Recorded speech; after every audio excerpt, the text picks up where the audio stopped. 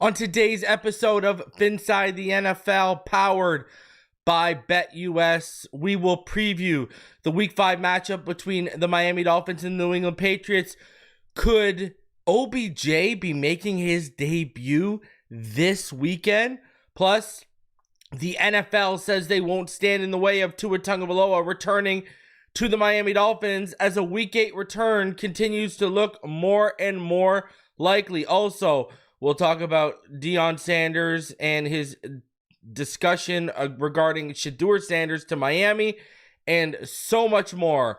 Do me the favor, smash the like button, subscribe if you're new, and let's get into this.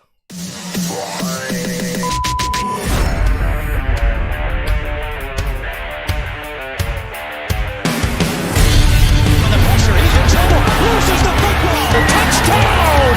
Got it! You have got to be kidding me. Jalen Waddle has a Dolphin touchdown. And he will score! Field down the near side, man open. Touchdown!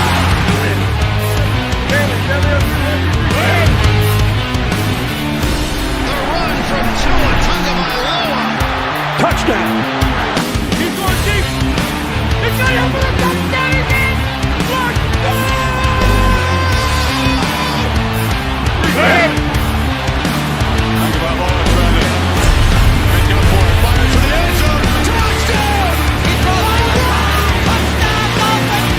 Beautiful day to be a Dolphin fan. Let's go!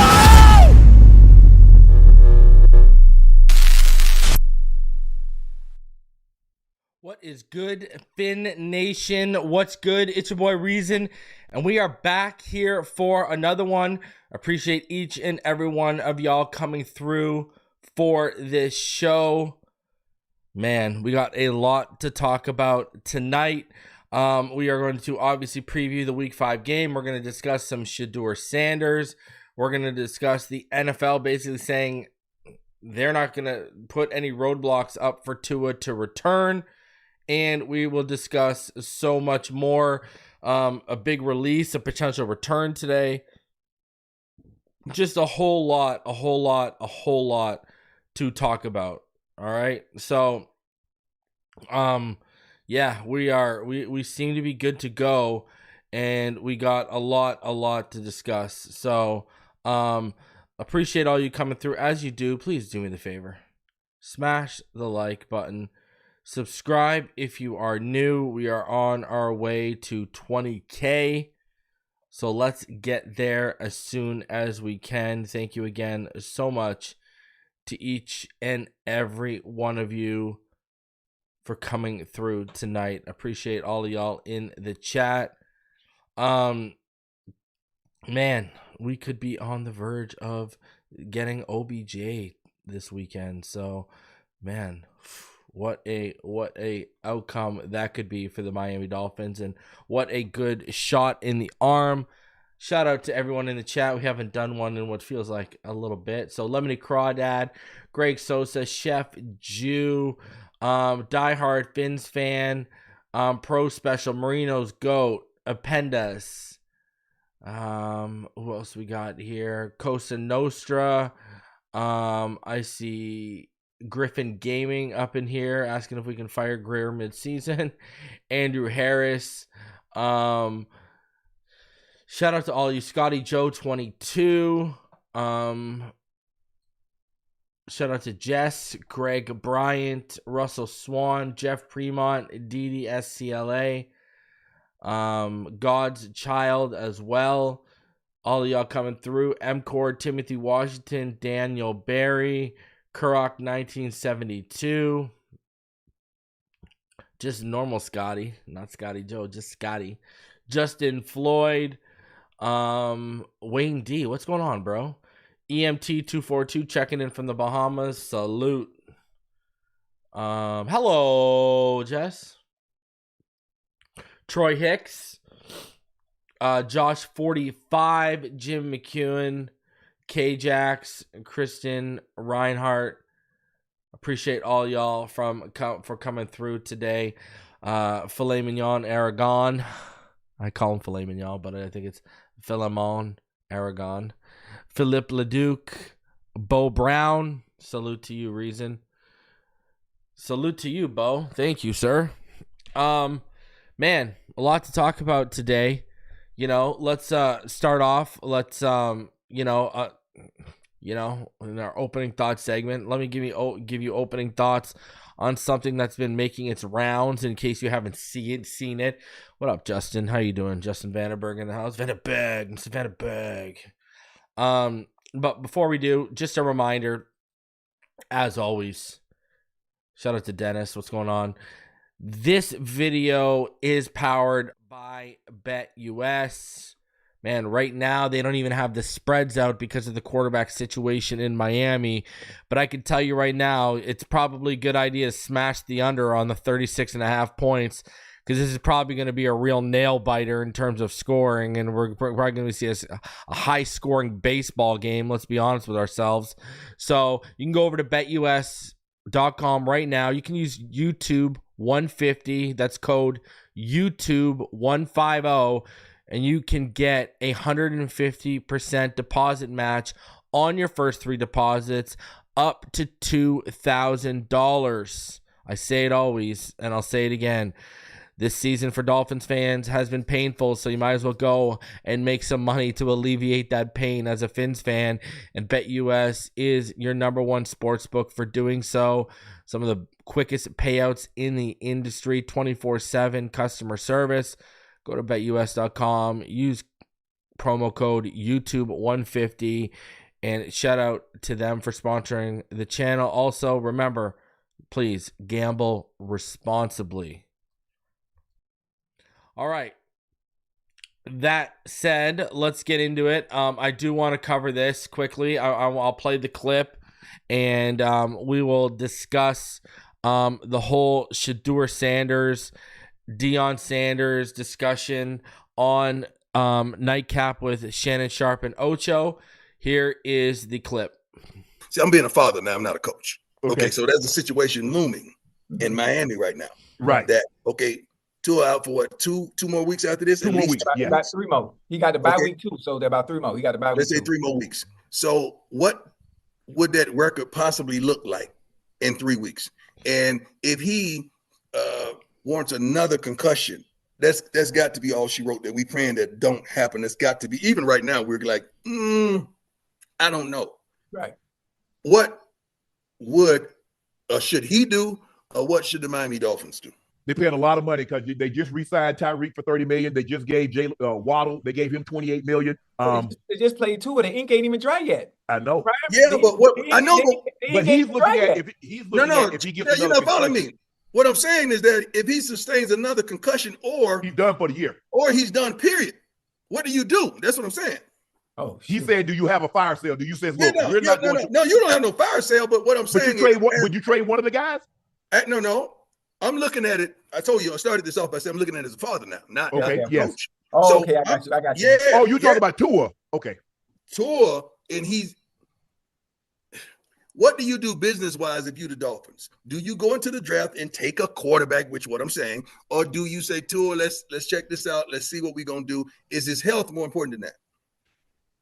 Hello, I think in these contracts, he's probably insured on that contract for maybe not the full value, but probably 70-75% for injury. That would be an injury. So he would probably get a settlement. I would say Ocho time, what, 150 million? Mm-hmm. Well, the thing about, we don't know what the true value of these contracts are. You know this is great because also this is what this also leads to. Let's say because of the Tua injury and things don't work out, and it leaves an open door, and they make a business decision and go into the draft, and boom, Shedeur to the Dolphins. Look at that. See how God works? So you just got the revelation, huh? Hey, see how God works? That's why he brought it up. That's why he brought it up, Ocho. Hey, you see how God works? He think he just thought of it. Huh? Don't tell him, Shannon. Don't tell him. Let him think he just thought of it. Hey, hold on. Now, stay with me now. Stay with me. God. So basically, that show is great. I'm telling you, I don't care what anyone says. Shannon's just phenomenal. I used to never miss a episode of Undisputed with Shannon and Skip, and when Shannon left, I don't even think I've watched one episode. But anyways, I digress. So you got Deion Sanders going up here and implying Shedeur Sanders to Miami if the Miami Dolphins decide to make a business decision. Now, I will tell you straight up right now, if we are talking about just pure talent as a passer, well, I don't want to say just talent as a passer, because if we're talking about just talent as a passer, Garrett Nussmeier has the highest ceiling. But my three quarterbacks, if you're talking about talent-wise right now, are Cam Ward, Garrett Nussmeier, and Shedeur Sanders. Now, I want Jackson Dart, but Jackson Dart right now is my QB5. He might rise a little higher than that by the end of it, but I just like the kid's game, and it just man-crush season. But when you look at the ceiling, as a passer, Garrett Nussmeier probably has the highest ceiling. When you look at the ceiling of a guy who can create out of structure and make things happen when the play breaks down, Shedeur probably has one of the highest of this draft class, if not the highest of this draft class. Now, I've always said the issue with Shedeur is the baggage that comes with him, that being Deion, that also being he's shown qualities that I know for a fact are going to give scouts pause, in terms of a couple weeks ago throwing his offensive line under the bus to the media, et cetera, et cetera. Sometimes the way he conducts himself, he doesn't conduct himself the way you would want a quarterback in the NFL to conduct themselves. Even when it's not your fault, you basically got to take accountability and responsibility, and that is something Shedeur is going to have to learn. And if he has learned it, it's going to be something he's going to have to display more, a little bit more of a humble side, especially coming down to Miami, where the distractions can run rampant. Now, I've said if he's there in the second, you take him 110%, Shedeur. Where we're at right now is he's probably going to, go. He's going to go in the first round. I mean, I don't think he's making it to the second round. Now, another thing you could say about Shedeur, which is the same thing people want to say about Tua, is against good teams, against top flight teams, Shedeur hasn't exactly been lights out. Now, on the flip side of that, and this is not me making excuses, look I do the same for Tua that I'm doing for a guy like Shedeur coming out. Shedeur lacks talent around him in certain areas, right? And this is what I was saying about Tua in his first couple of years under Flores, right? You needed better talent around him to watch him evolve and take the next step. Well, Shedeur, when they go into crunch time against good teams, ranked teams, that's the problem, right? It's Shedeur has like Travis Hunter and then not very much else beyond that. So, listen, I like Shedeur. I think him, Cam Ward, and Garrett Nussmeier are my top three guys of this class. I've said it, I'm high on Jalen Milroe's ceiling, but I think Jalen Milroe needs a year or two to sit. I think Jalen Milroe should actually return to Alabama and continue to improve as a passer.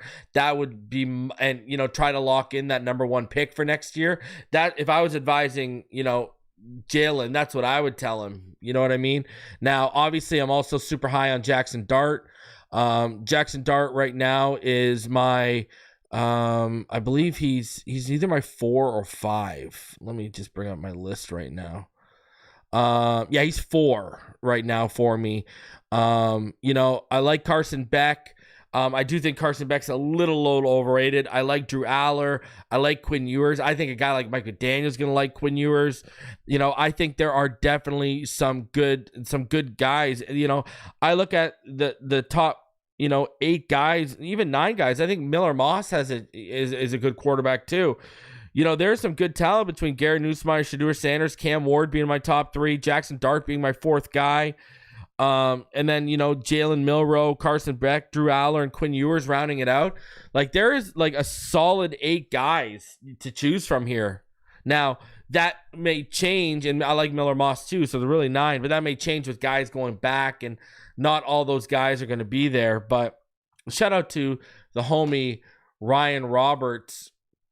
He's in the chat right now, does some of the best draft work on the internet. He said, reason you need to let me on your 2025 QBs talk. Well, don't worry, bro. We're gonna get you on. Don't worry.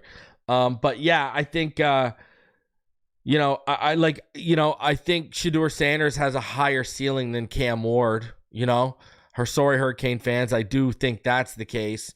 But, I like Cam Ward right now. And, I think people are going to be pretty high on him. He does have some issues, but we're not going to get into all that right now. We're not going to start breaking down quarterbacks right now. We're only in week 4. Sorry, going into week 5. But, in terms of Deion pushing that's my whole point with this. We're only in week 5. Deion pushing Shedeur to Miami is a little premature because anything can happen. And that's the thing. Anything can happen moving forward. Right? So, and I will say this to what they said. Yeah, I wouldn't start a fire sale. I would be, if I'm drafting a quarterback in that first or second round, I would be trying to have as many weapons as possible to help this kid's development and growth early on.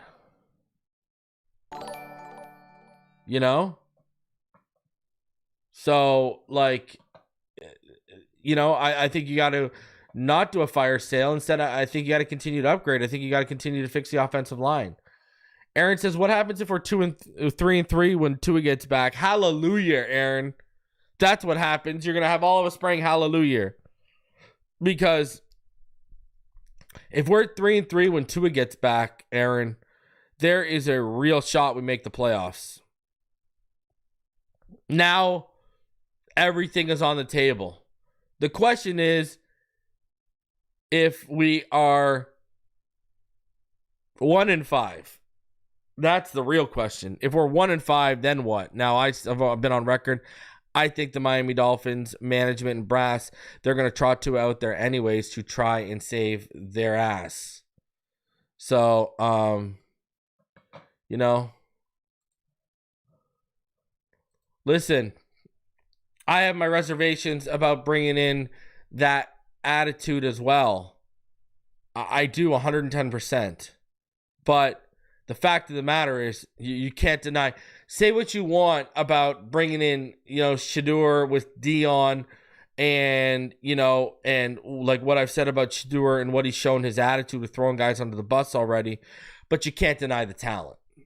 Like, if you are going strictly off a talent-based evaluation, you're not taking attitude into play, you're not taking any potential red flags like that into play, then Shedeur Sanders is one of the most talented quarterbacks in this class. I mean, I don't know what else to tell you. I really don't. That's just, you got to be honest with yourself on that. And the ceiling is high on him. So it is what it is. So anyways, let's get into it because we do have a lot to go over.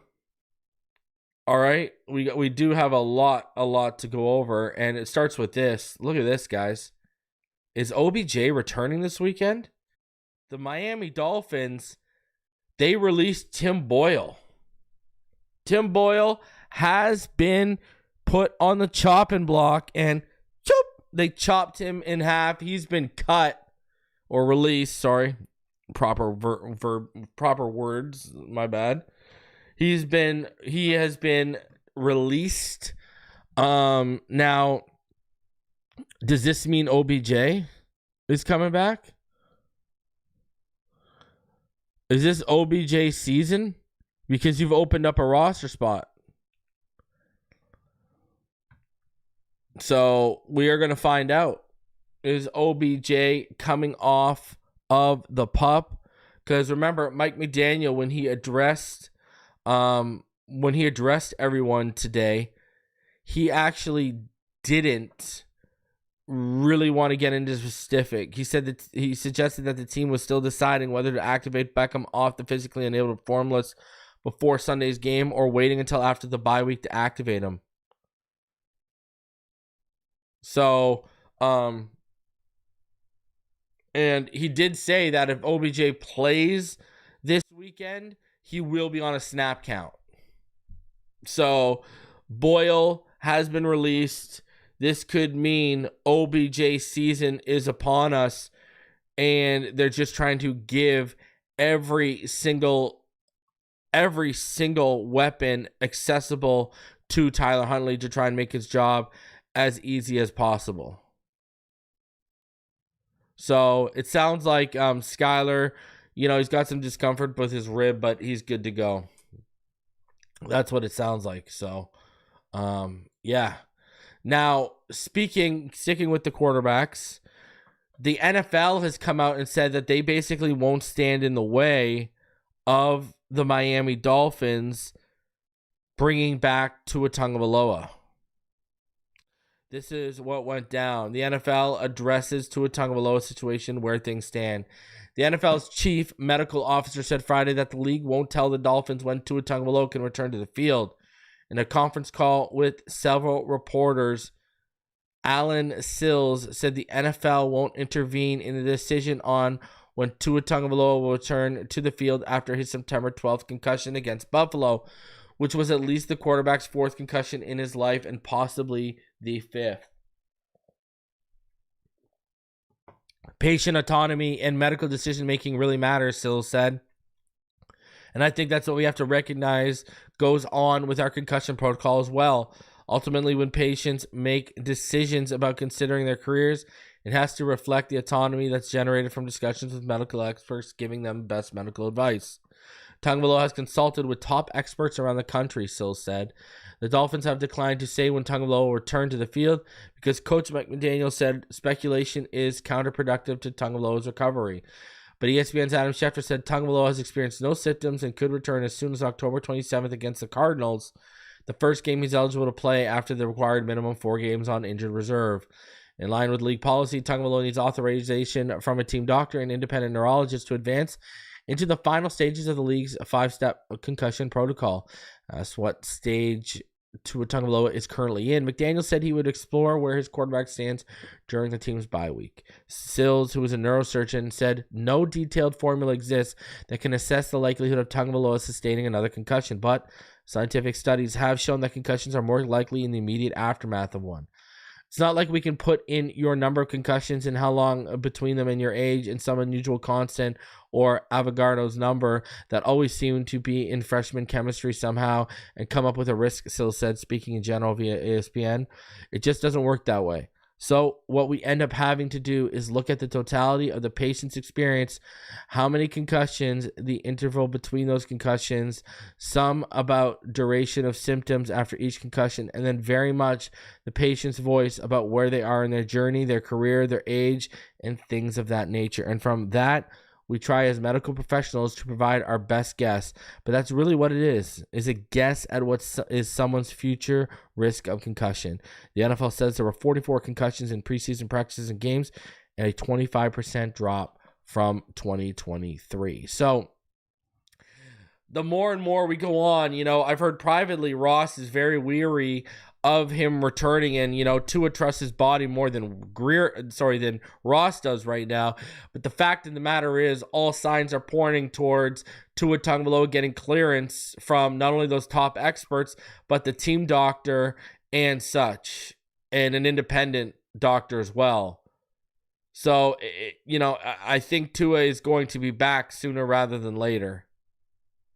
And I've said this before, even if we're 1-5, they're going to be desperate for W's, and people are going to be desperate to try and save jobs, because if Tua can come back, be lights out, and they can win, they will point to that and say, see, if we would have had our quarterback, we would have won. Now, I think there's bigger issues at hand than the quarterback situation, i.e. the coaching, the offensive line, especially, in short yardage situations. I think there's bigger issues at hand right now, on the offensive side of the football. Coaching and roster construction is an issue right now. That's just the way it is.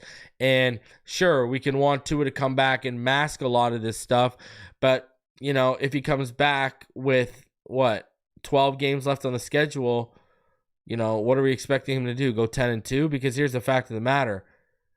11 games on the schedule, right? Because we'll be 1-5 or 2-4, whatever, or 3-3, whatever the case may be is.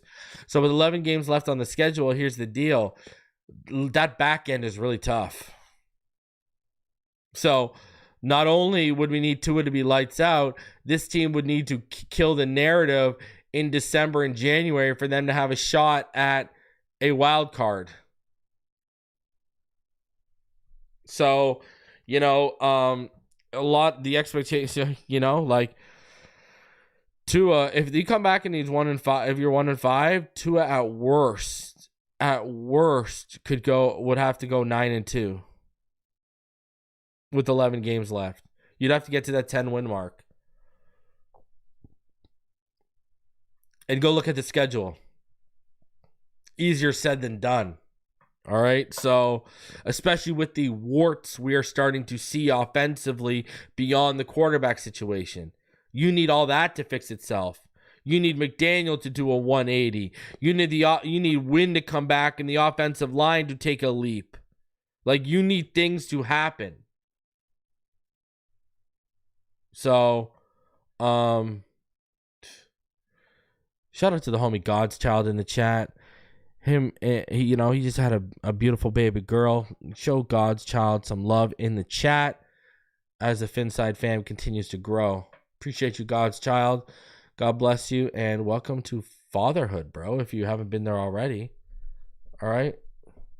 So, man, as a fellow girl dad of 2 girls, man, I always go back. Listen, bro, I don't know your past history. I don't know your story. But I always go back to Nas and the song Daughters. Because it really, I remember when I had my first girl and my boys all said it to me, and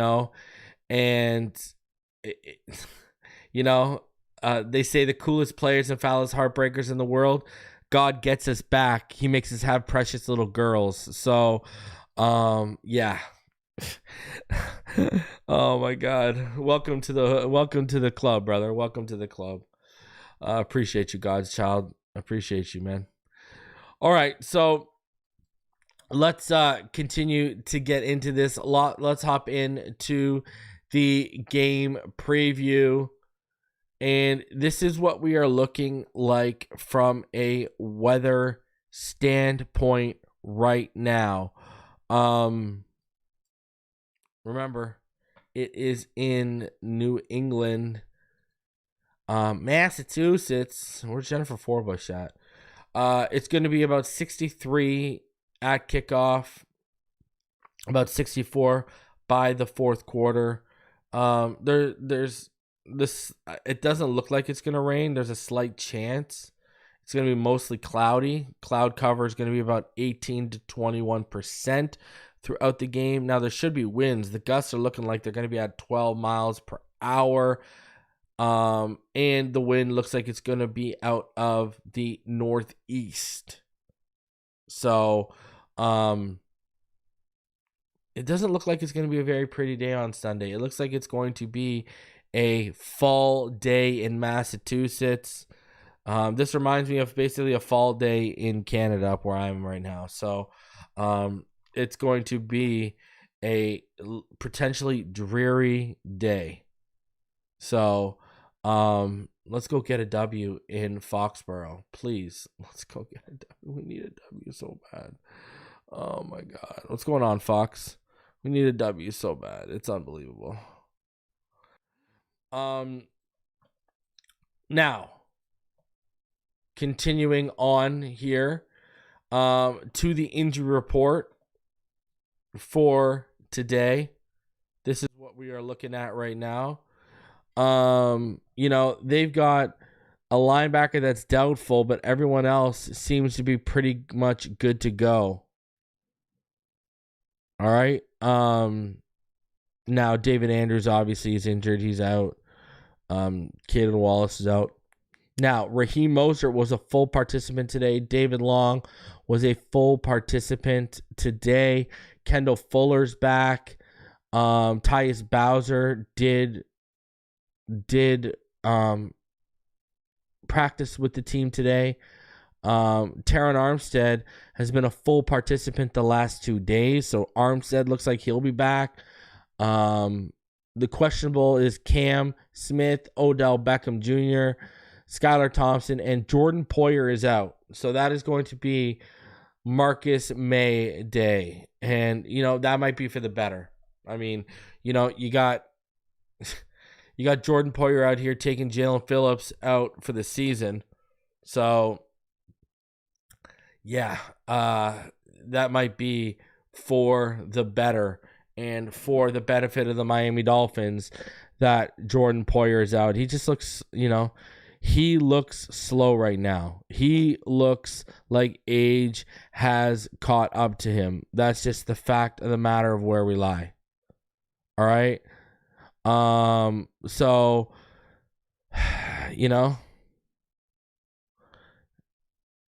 it is what it is. I think Elijah Campbell, Jordan Poyer, Elijah Campbell in for Jordan Poyer or Marcus May in for Jordan Poyer, I think that'll benefit us defensively. Jess says he is slow. Jim says I give Armstead 2 series. Oh, yeah. Yeah, Jess, I don't know if you've seen, but I mean, you've obviously seen it if he's slow. He does look like he's lost a couple steps, and I just can't get over it. Like, you come up and run support, you totally whiff on the tackle, and you take out Jalen Phillips' knee. Like, why even bother coming up and run support? Oh, you did us much more harm in run support than you did us positive. Thank God for the hold on Lloyd Cushenberry. Oh, my God. Ugly. So, how do these two teams stack up? Well, guys, this might be the battle of the AFC East basement, if you want my honest opinion. Right now, the Dolphins, they're 26th ranked offense. Patriots, 32nd. Dolphins, 23rd passing offense. Patriots, 32nd. But here's the stark difference. Rushing offense, the Patriots are 12th. The Dolphins are 24th.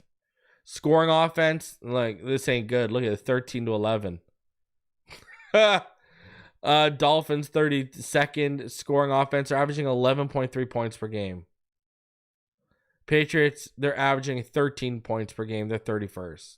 Look at the Dolphins are 32nd, and they're averaging almost two full points less than the Patriots. That is bad right now.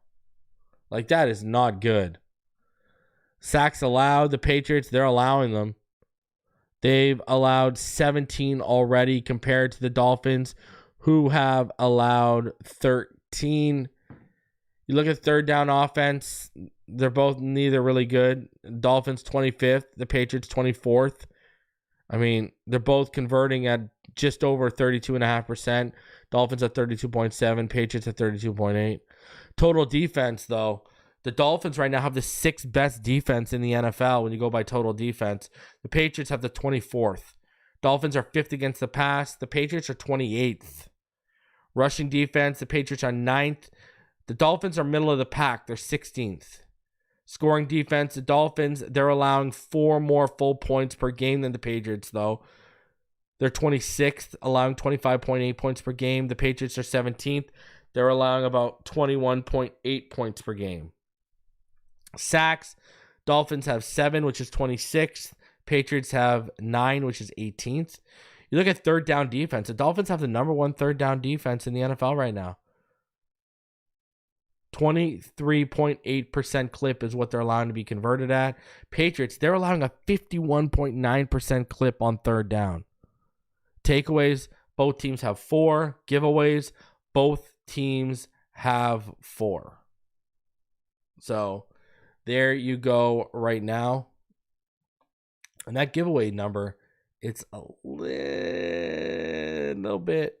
Remember, you can fumble but not give it away. So that's why that number is it requires a little bit more context that we'll get into with my keys to victory.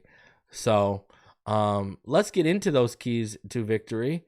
Offensively, this is where I'm at. All right. You need Wright and Achane. You need to give them 35 to 40 touches. Now, I said touches. That doesn't mean that's just runs. But you need to ride your running back room right now. I mean, I don't know when it's going to wake up for Mike McDaniel and it's going to click. Like, Lord help us that it does. You know, like, come on, man. You know, now I know they're only allowing about 99.3 yards per game on the ground, but right now, Huntley needs to work off that run. You need to bring these guys, these teams off out of those too high shells. They're just daring you to take the underneath stuff, even with your backups, and you aren't consistently enough. So I think Wright and Achane need to be given 35 to 40 touches between the two of them. You know, even if you run 60 plays, even if you run 50, Tyler Huntley should not be throwing the ball more than 20 times. Speaking of Huntley, you need to put him in a position to be successful. You saw him creating with his legs, getting first downs with his legs last week. Again, when are you going to go back into your 2012 RG3 bag and start implementing a little bit more read option? None of this drop back, quick anticipation, timing throw stuff for Huntley. That's not his strength. Play to this kid's strengths. He works out of structure. He can run the ball. You know, like, make things easy for him. Dumb down the offense. Take out the motion. You don't need all this window dressing. You don't. Not with him right now. And we saw all the illegal shifts we picked up last week because he could not pick up the intricacies of this offense in time. You now have a sample size from last week where you can look at the film and see the changes you need to make to play to his strengths. McDaniel, sooner or later, you're going to have to show the ability to adjust or adapt. You're going to be out of a job. Better start. Why not start this week as your team is in must-win mode? And number 3, you cannot afford to make the most of big plays when they're there to be made. Speaking of Tyler Huntley, you had 3 throws to Tyreek last week. He was getting consistently open, 3 throws that you missed. And all 3 could have been house calls for 6. You left potentially 21 points on the board just with those 3 Tyreek throws you missed. You underthrew a deep bomb. You threw a back shoulder when he was streaking up the left side. And then you overthrew a bomb later on. You got to make some of those throws. You got to make all of them, if not at least 2 of those 3 throws. What's good of having Ferraris if you're going to drive them like a grandma? Jalen Waddle, you know, key drop that would have moved the sticks. Instead, we ended up punting the ball. You know, you got to make the most of the opportunities. And, you know, this also falls on the offensive line here. How many first downs do we get negated because someone takes a stupid penalty, an undisciplined penalty?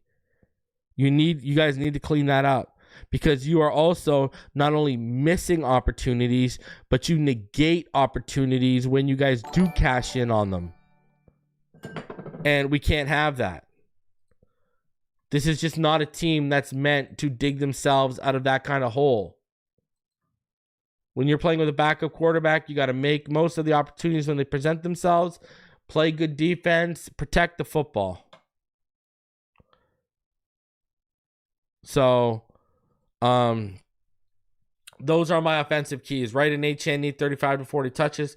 Put Huntley in a position to be successful, and can't afford to not make the most of big plays when they are there to be made.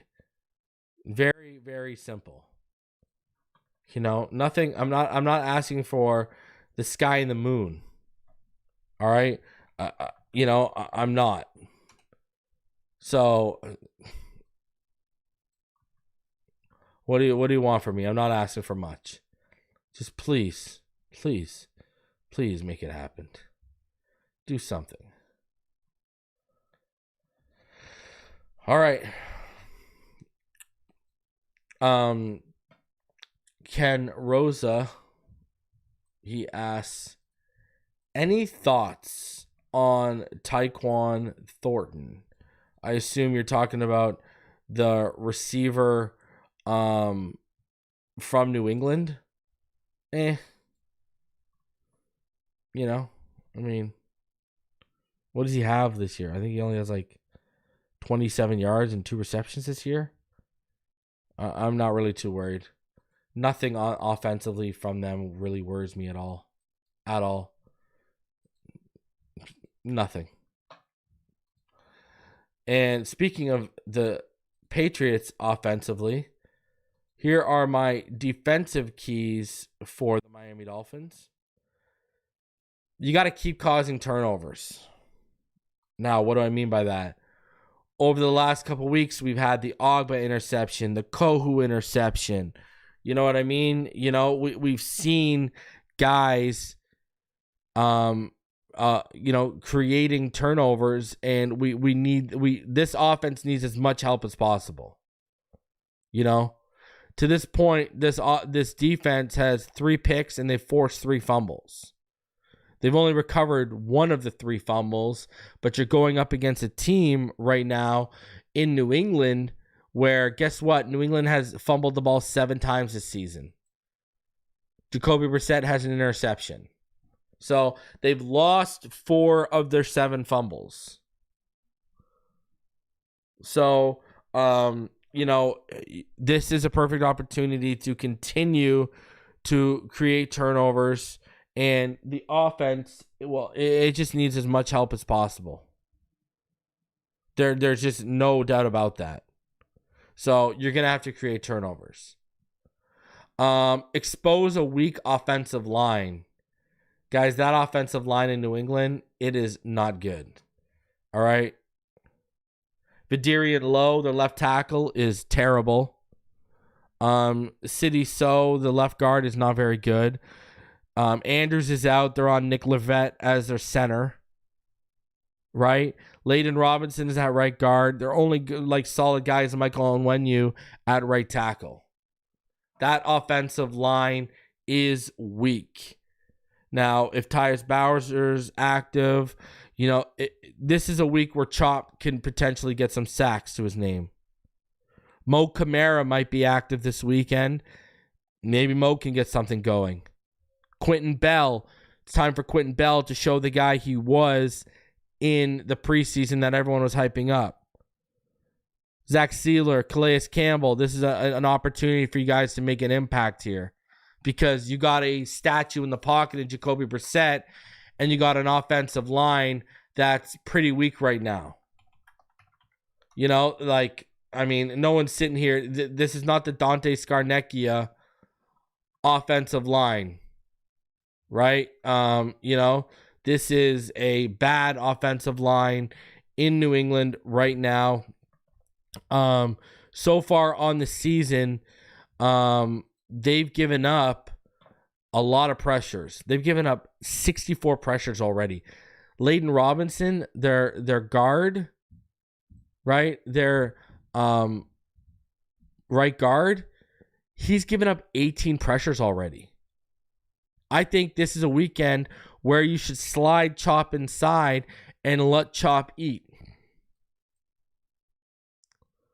Line him up in the gaps a little bit. Don't just flex him up on the inside and see what he can do. Because I think this is a week where he could make some noise for you and he could get his first sack. I honestly believe that. So when you got a team right now who in 4 games has given up 64 pressures, you got to make it happen. And you got to show the ability to stop the run. All right. Now, right now, they are the 12th best rushing offense. They're running the ball for about 126.5 yards per game.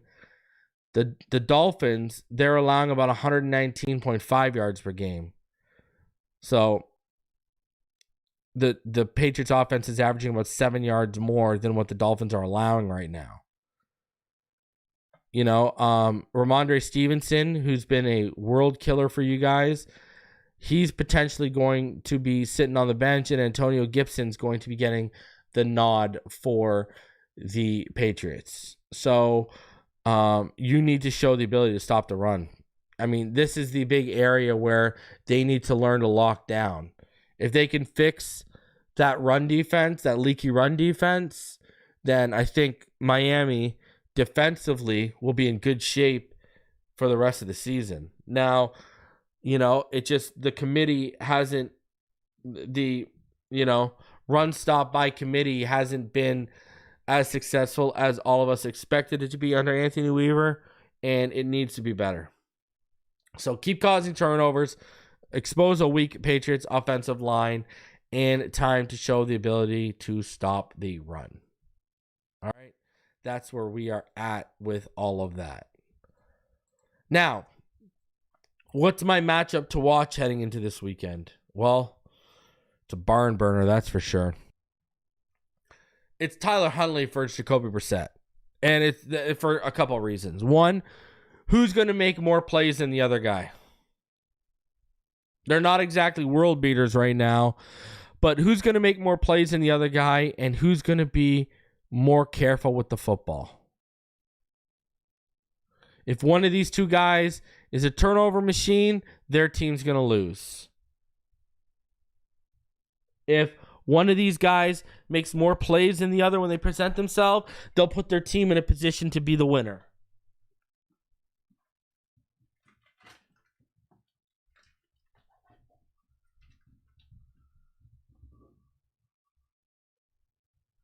So that's what this comes down to me.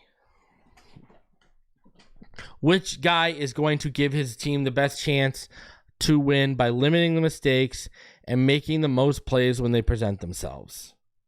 We all saw Tyler Huntley didn't blow the world away in his debut, but Jacoby Brissett, he's only thrown through 2 touchdown passes to this point. And he's averaging about 134 yards per game. He only has his 60.4 completion percentage. Now, Tyler Huntley is a 63.6 completion percentage. He threw for 96 yards in one game. But the difference is Tyler Huntley, right now, he's the 4th leading rusher for the Miami Dolphins. He has 40 yards on 8 carries and a touchdown. Right? So that's something that Jacoby doesn't offer you. So Tyler Huntley has a chance to make plays with his legs, his arm. Which guy is going to limit their mistakes, and which guy is going to put their team in the best position to win by making the plays when they present themselves? Whoever thought we'd be talking about a Jacoby Brissett, Tyler Huntley matchup in week 5? Hey man, it's like a Dusty Rhodes promo in here. Tough times, baby. Now, how do I see this game going? What's my prediction? I don't think the Dolphins win. I will have New England winning 13-10 at home. I think it's going to be a close game. I said this on the show. Listen, the Dolphins, this is a winnable game for the Dolphins, but so was the Titans. And you've got to show me the ability to win. You got to earn me believing in you. So right now, where I stand, I've got the Miami Dolphins losing this game 13-10 in New England because, hey, we're 6-1 over our last 7 against the New England Patriots. That one loss, Skylar Thompson and Teddy Bridgewater were the quarterbacks. So that's where I'm at. And it is what it is.